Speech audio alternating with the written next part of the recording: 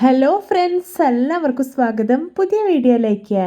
ഇന്ന് ഞാൻ വന്നിട്ടുള്ളത് വളരെ സിമ്പിളായിട്ട് തയ്യാറാക്കാൻ പറ്റുന്ന ഒരു എഗ് ഡിഷ് ആയിട്ടാണ്. വളരെ ഡെലീഷ്യസ് ആയിട്ടുള്ള മുട്ടത്തോരനാണ് ഞാൻ ഇന്നിവിടെ ഉണ്ടാക്കാൻ പോകുന്നത്. എന്നും പറയുന്ന പോലെ വീഡിയോ കണ്ടിട്ട് ഇഷ്ടപ്പെടുവാണെങ്കിൽ ലൈക്ക് ചെയ്യുക, ഷെയർ ചെയ്യുക, കമൻറ്റ് ചെയ്യുക, ചാനൽ സബ്സ്ക്രൈബ് ചെയ്യാനും മറക്കരുതേ. അപ്പോൾ നമുക്ക് നേരെ വീഡിയോയിലോട്ട് പോവാം.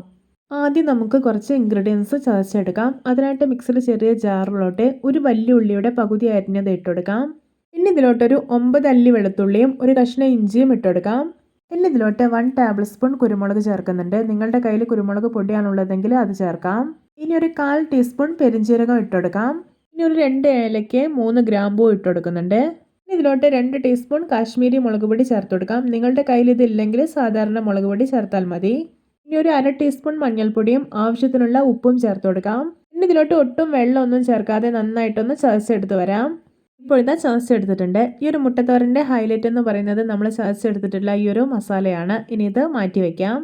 ചോറിനൊപ്പം കഴിക്കാൻ ഇതുപോലെ ഒരു ടേസ്റ്റി മുട്ടത്തോരനുണ്ടെങ്കിൽ മറ്റു കറികളുടെ ഒന്നും ആവശ്യമേ ഇല്ല. ഞാനിവിടെ ഒരു പാൻ അടുപ്പത്ത് വെച്ചിട്ടുണ്ട്. ഇതിലോട്ടൊരു 1.5 ടേബിൾ സ്പൂൺ ഓയിൽ ഒഴിച്ചു കൊടുക്കാം.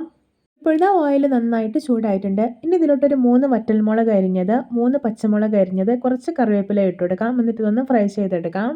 ഇപ്പോഴത്തെ നമ്മുടെ ഐറ്റംസ് എല്ലാം ഫ്രൈ ആയി കിട്ടിയിട്ടുണ്ട്. ഇനി ഇതിലോട്ട് ഒരു തക്കാളി അരിഞ്ഞത് ഇട്ട് കൊടുക്കാം. എന്നിട്ട് നല്ലപോലെ ഒന്ന് വഴറ്റിയെടുക്കാം.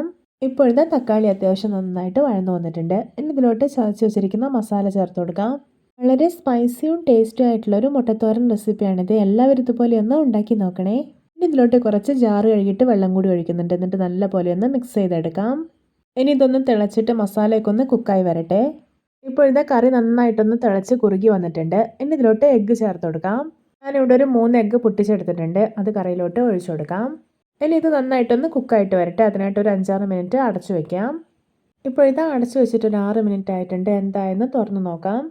ഇപ്പോഴിതാ എഗ്ഗ് എല്ലാം നന്നായിട്ട് കുക്കായി കിട്ടിയിട്ടുണ്ട്. ഇനി ഇതിൻ്റെ മേലേക്ക് കുറച്ച് കറിവേപ്പിലയും മല്ലിയിലയും അരിഞ്ഞത് ഇട്ട് കൊടുക്കാം. എന്നിട്ട് ഇത് നല്ലപോലെ ഒന്ന് ഇളക്കി യോജിപ്പിച്ചെടുക്കാം. ഇതാ നമ്മുടെ രുചികരമായിട്ടുള്ള എഗ്ഗ് മുട്ടത്തോരൻ റെഡി. നോക്കി കാണുമ്പോൾ തന്നെ കൊതിയായിരുന്നില്ലേ? അപ്പോൾ നമ്മൾ എത്ര സിമ്പിളായിട്ടാണ് ഈ ഒരു മുട്ടത്തോരൻ റെഡിയാക്കി എടുത്തിട്ടുള്ളതല്ലേ? നമ്മുടെയൊക്കെ വീട്ടിൽ എപ്പോഴും ഉണ്ടാകുന്ന വളരെ കുറഞ്ഞ ഇൻഗ്രീഡിയൻസ് മാത്രം മതി ഈ ഒരു ടേസ്റ്റി ആയിട്ടുള്ള മുട്ടത്തോരൻ റെഡിയാക്കി എടുക്കാനായിട്ട്.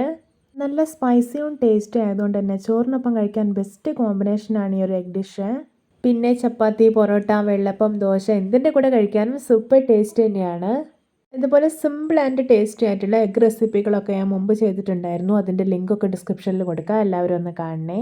അപ്പോൾ എല്ലാവർക്കും എൻ്റെ രുചികരമായിട്ടുള്ള മുട്ടത്തോരൻ റെസിപ്പി ഇഷ്ടപ്പെട്ടെന്ന് വിചാരിക്കുന്നു. ഇഷ്ടപ്പെട്ട ചാനൽ സബ്സ്ക്രൈബ് ചെയ്യുക, സപ്പോർട്ട് ചെയ്യുക. അപ്പോൾ ഇതുപോലെയുള്ള വെറൈറ്റി വീഡിയോകളായി നമുക്ക് വീണ്ടും കണ്ടുമുട്ടാം. Okay, bye bye.